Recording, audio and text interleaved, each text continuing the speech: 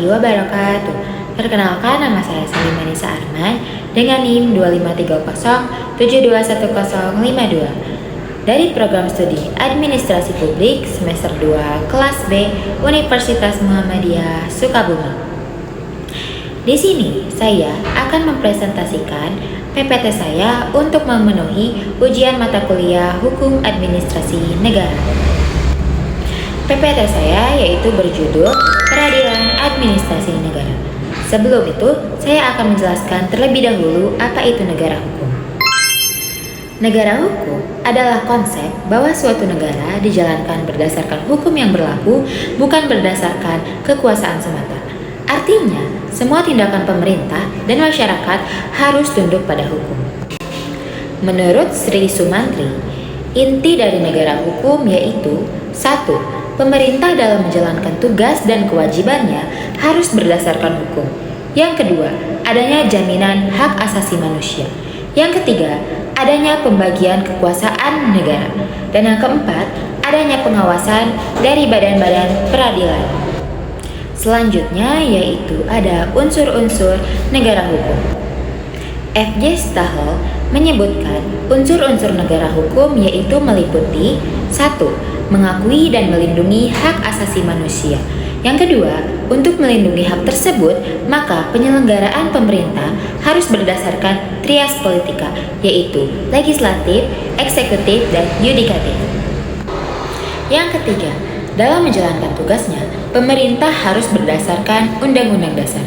Yang keempat, jika dalam pelaksanaan tugas telah berdasarkan hukum namun masih melanggar hak asasi, maka pengadilan administrasi yang akan menyelesaikannya. Selanjutnya yaitu ada beberapa konsep negara hukum. Yang pertama yaitu ada konsepsi negara hukum historis, yang kedua konsepsi negara hukum formalis, yang ketiga konsepsi negara hukum prosedural, yang terakhir yaitu konsepsi negara hukum substantif. Selanjutnya yaitu peradilan administrasi negara. Peradilan administrasi negara di Indonesia dijalankan oleh Peradilan Tata Usaha Negara atau bisa disebut PTUN. Lembaga ini berfungsi sebagai kontrol yuridis terhadap tindakan pemerintah guna melindungi hak-hak warga negara dari potensi penyalahgunaan wewenang yang dilakukan oleh pejabat-pejabat publik. Selanjutnya yaitu ada dasar hukum utama. Yang pertama, pasal 24 ayat 2 Undang-Undang Dasar 1945 mengatur bahwa kekuasaan kehakiman dijalankan oleh Mahkamah Agung serta badan peradilan di bawahnya yang mencakup peradilan tata usaha negara.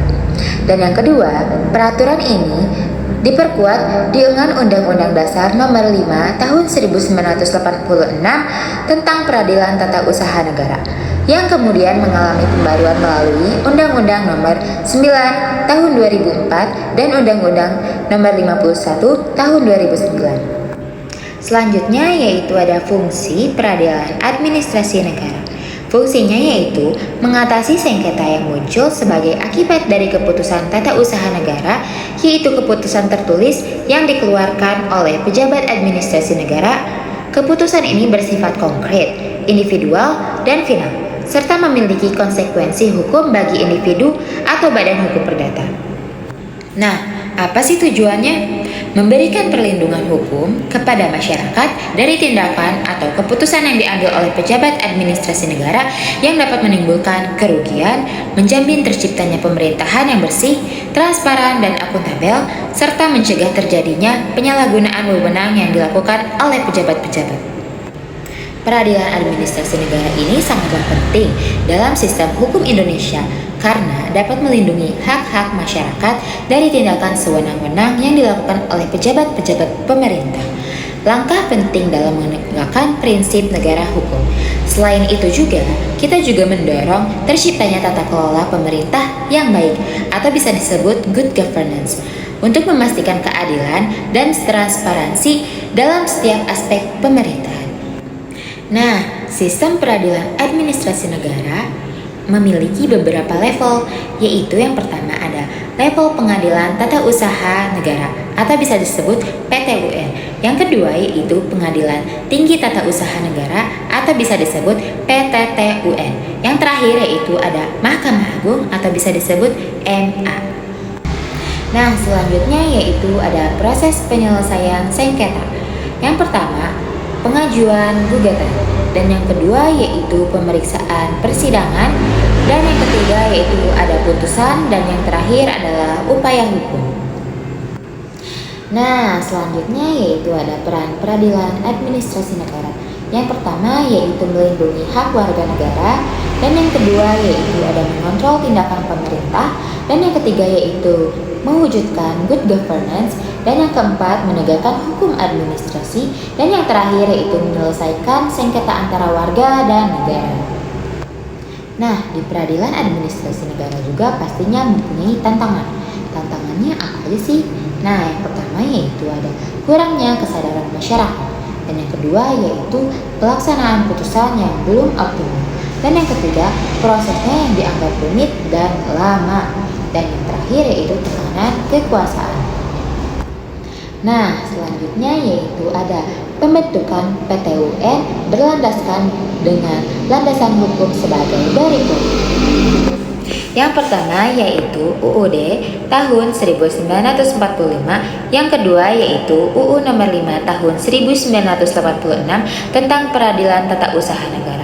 Yang ketiga yaitu UU nomor 9 tahun 2004 tentang perubahan atas UU nomor 5 tahun 1986 tentang Peradilan Tata Usaha Negara. Yang terakhir yaitu UU nomor 51 tahun 2009 tentang perubahan kedua atas UU nomor 5 tahun 1986 dan UU nomor 9 tahun 2004 tentang Peradilan Tata Usaha Negara. Selanjutnya yaitu ada dua macam bentuk perlindungan. Yang pertama yaitu ada perlindungan hukum yang preventif, di mana masyarakat diberikan kesempatan mengajukan keberatan atau pendapatnya sebelum keputusan pemerintah mendapat bentuk yang definitif. Artinya, perlindungan hukum ini bertujuan mencegah terjadinya sengketa. Dan yang kedua yaitu ada perlindungan yang represif, yang bertujuan untuk menyelesaikan sengketa dengan peradilan umum, pengadilan administrasi negara, dan sebagainya. Lembaga pengadilan administrasi ini merupakan salah satu bentuk perlindungan hukum bagi masyarakat yang bersifat represif selain prosedurnya keberatan, banding administrasi, dan ombudsman. Sekian presentasi PPT yang dapat saya sampaikan. Mohon maaf apabila ada kesalahan. Terima kasih. Wassalamualaikum warahmatullahi wabarakatuh.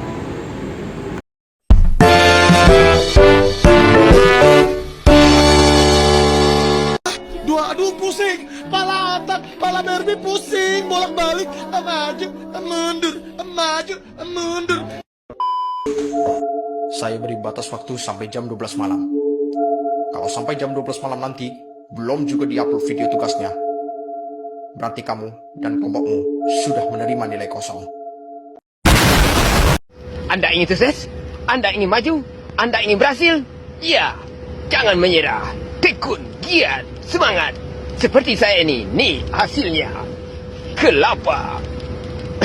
Anda ingin berusaha? Ayo dong.